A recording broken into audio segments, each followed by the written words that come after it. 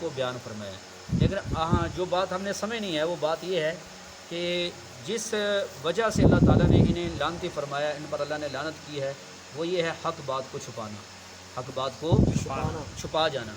لہٰذا اس امت کے اندر بھی اگر کوئی بندہ ایسا کرے گا حق بات کو، باوجود اس کے کہ وہ جانتا ہے اور اس کو بیان کرنے کی ضرورت بھی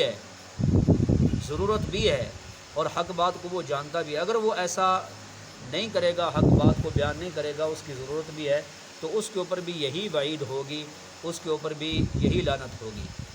جیسا ایک حدیث میں موجود ہے، رسول اللہ صلی اللہ علیہ وسلم نے ارشاد فرمایا کہ اگر کسی آدمی سے کوئی بات پوچھی جائے اور اس بات کا اسے علم بھی ہو، پھر وہ اس بات کو چھپا لے، بیان نہ کرے، فرمایا قیامت والے دن اس آدمی کو جہنم کی آگ کی لگام اس کے منہ میں ڈالی جائے گی. بات سمجھ آ رہی ہے کہ نہیں آ رہی؟ توجہ رکھیں گے پھر بات سمجھ آئے گی. اور ایک اور حدیث ہے جس کا مفہوم ہے کہ نبی کریم صلی اللہ علیہ وسلم نے ارشاد فرمایا جب ایسا وقت آ جائے کہ فتنے ظاہر ہو جائیں، بدعتیں عام ہو جائیں اور میرے صحابہ کو برا بلا کہا جائے. حدیث کے الفاظ پہ غور کریں. فتنے ظاہر ہو جائیں، بدعات عام ہو جائیں، میرے صحابہ کو برا بلا کہا جائے، تو نبی علیہ السلام نے فرمایا اس وقت عالم پر لازم ہے کہ وہ اپنے علم کا اظہار کرے، اپنے علم کے ذریعے ان خرافات اور ان چیزوں کا رد کرے. بات سمجھا رہی ہے کہ نہیں آ رہی؟ اپنے علم کو ظاہر کرے. اور فرمایا اگر وہ عالم ایسا نہیں کرے گا تو نبی علیہ السلام نے فرمایا اس پر اللہ کی بھی لعنت ہوگی، فرشتوں کی لعنت ہوگی اور تمام انسانوں کی لعنت ہوگی.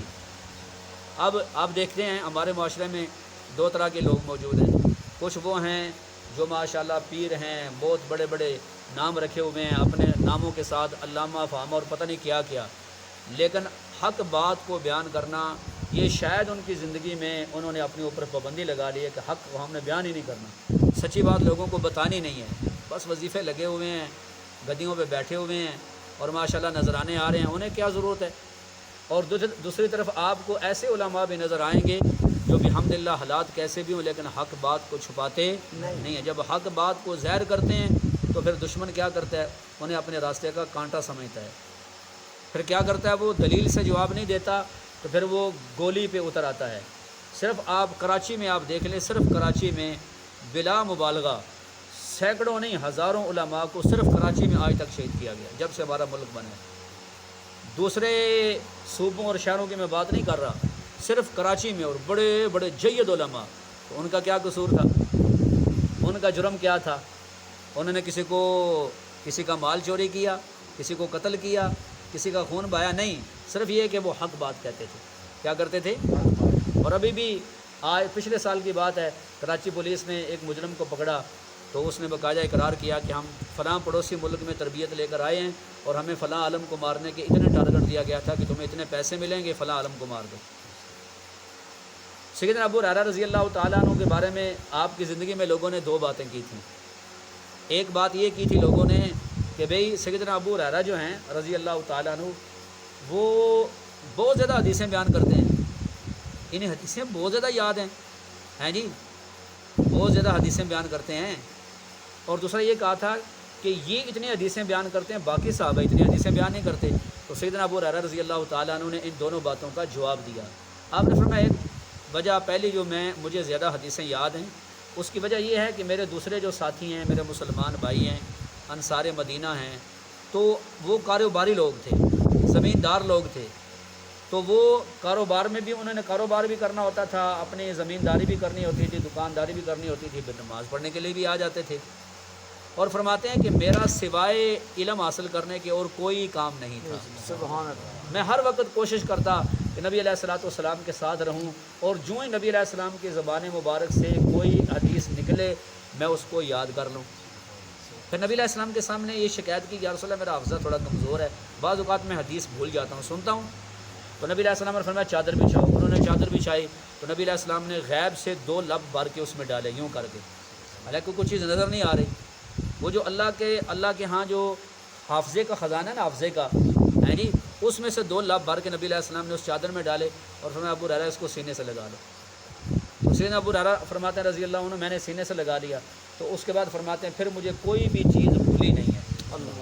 ہیں جی، تو فرمایا اس لیے میرا تو کام یہی تھا، ہاں جی.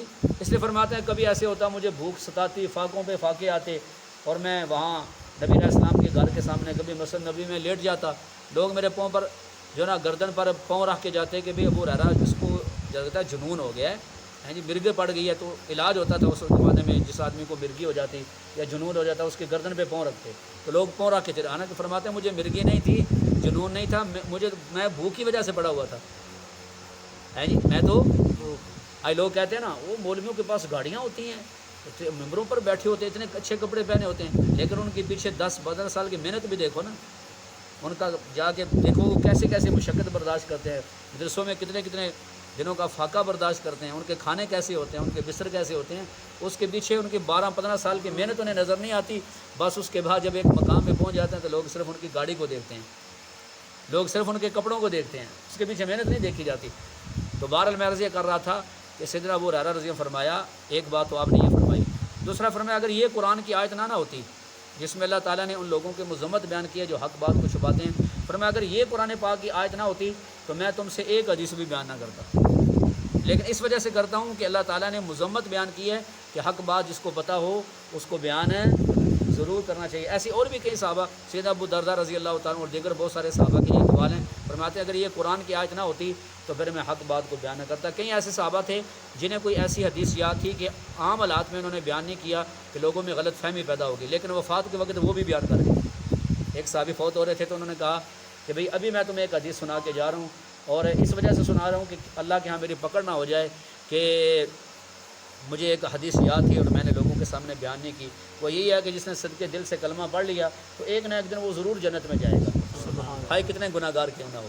لیکن پہلے نہیں بیان کیا کہ لوگ اسی پر اعتماد کر کے نہ بیٹھ جائیں، لیکن اب میں وفات کے وقت یہ حدیث تمہیں سنا کے جا رہا ہوں. تو بہرحال مقصد یہ ہے کہ اللہ تعالیٰ نے لوگوں کی مذمت بیان کی ہے اہل کتاب کی، تو جو لوگ بھی حق بات کو چھپائیں گے، حق بات کو بیان نہیں کریں گے تو ان کے لیے یہ مذمت ہوگی. لیکن ہم اس پر اللہ کا شکر ادا کرتے ہیں کہ اس امت کے علماء حق نے کسی دور میں بھی غفلت کا مظاہرہ نہیں کیا. یقین جانیں اس لیے حدیث میں آتا ہے نا کہ علماء کی قلم کی جو سیاہی ہے وہ شہیدوں کے خون کے برابر تولی جائے گی، کیونکہ ہمارا تو تعلق ہے نا ایسی ایسی داستانیں علماء کی، اللہ اکبر، کہ انہوں نے زندگیاں کھپا دی دین کے اوپر قرآن و سنت کی تشریح میں، اور ایسی ایسی کتابیں لکھ گئے، اتنا بڑا علم کا ذخیرہ چھوڑ گئے کہ انشاءاللہ تا قیامت یہ امت یہ نہیں کہہ سکتی ہمیں کسی مسئلے کا حل نہیں ملا. بات سمجھا رہی ہے؟ تو اللہ تعالیٰ نے علماء حق سے یہ کام لیا. اللہ پاک سے دعا ہے اللہ تعالیٰ علماء حق کا سایہ ہمارے سروں پر تا دیر قائم رکھے.